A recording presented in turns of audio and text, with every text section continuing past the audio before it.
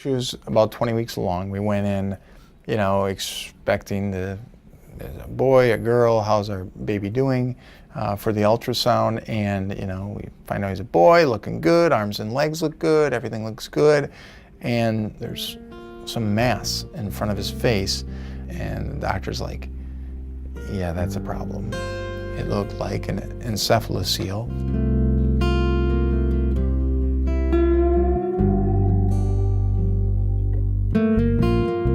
We were told at that time to enjoy the pregnancy and that, well, we think he'll make it to birth, but beyond that, we can't tell you what his condition will be, whether he'll be, we believe, severely disabled or if he will live. When we heard the word encephalocele, we went home and Googled it, and one of the first names that came up was Dr. Mira. And that was when we were under the impression that our son would die. And we saw the story of the boy from Haiti, and we looked at that and said, he's living, look at that. It just gave us so much hope. We sent an image of him in utero to Dr. Mira, and Dr. Mira called me the next day, and at the same time that I was being told that he would not make it, Dr. Mira said, it's going to be okay. I've seen this before.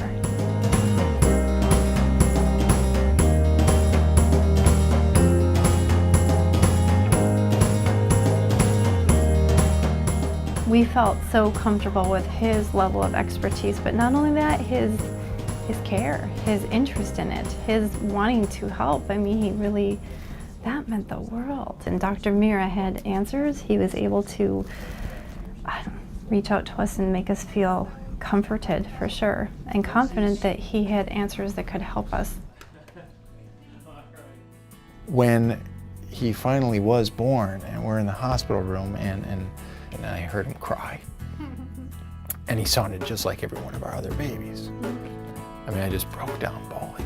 It was just too much. It was just so much. It was great. It was joy. It was, he could breathe, everything's functioning right. So it was just overwhelming emotions of joy, really.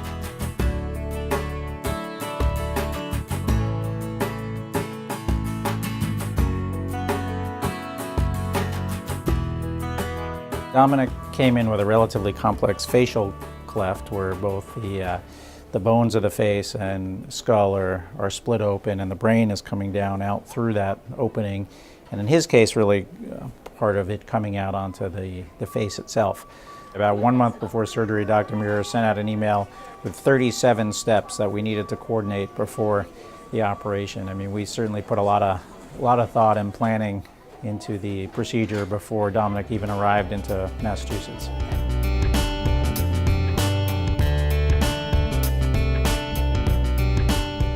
The anesthesia team began and put in all the lines and intubated him and prepared him.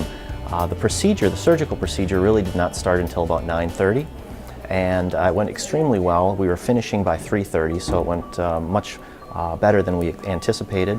We really were able to accomplish all the goals of the operation, which was to remove the mass that was on his face, bring the face in together, and relocate the brain into the normal position.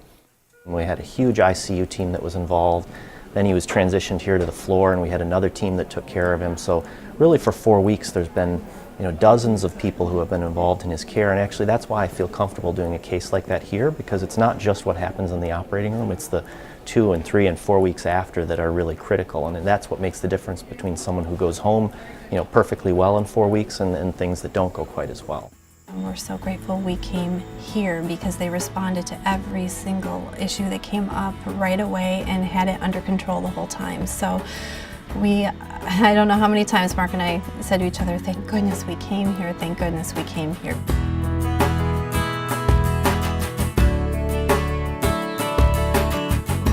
We were both so impressed with the expertise from every department, but not only that, just how they came together as a team right away anytime any issue came up, and they consulted with each other, and we were always a part of that team, and that meant the world to us, that we were always included and our input was always considered and taken seriously.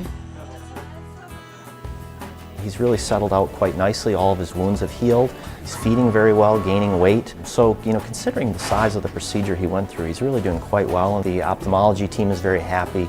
He seems to be seeing and tracking objects better than we anticipated, and that was a concern. We didn't know if the two eyes were ever going to be able to track objects appropriately, and it seems that he is. So I think his outcome is really excellent, and we'll be following him every year just to see how he's growing and how his craniofacial skeleton is responding to this initial procedure. But aside from some minor revisions, I think he's going to do just fine.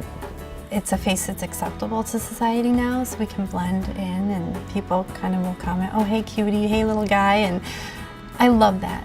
That's wonderful for me. That's a new beginning that I'm really excited to experience at home. I'm so excited to have everyone see him and embrace the new Dominic. We had a great group of families that chipped in to plant a tree in our front yard on his day of birth to remember him by. And I said, I don't know if that'll be 10 years from now a memory of my son who lived and died that day, or if he's gonna be climbing this tree 10 years from now. And right now, I'm expecting him to be climbing that tree, and I have to tell him to get on down, he's gone up too high. So we'll see what the future holds, but I'm expecting him to start crawling soon and walking thereafter and throwing a ball someday.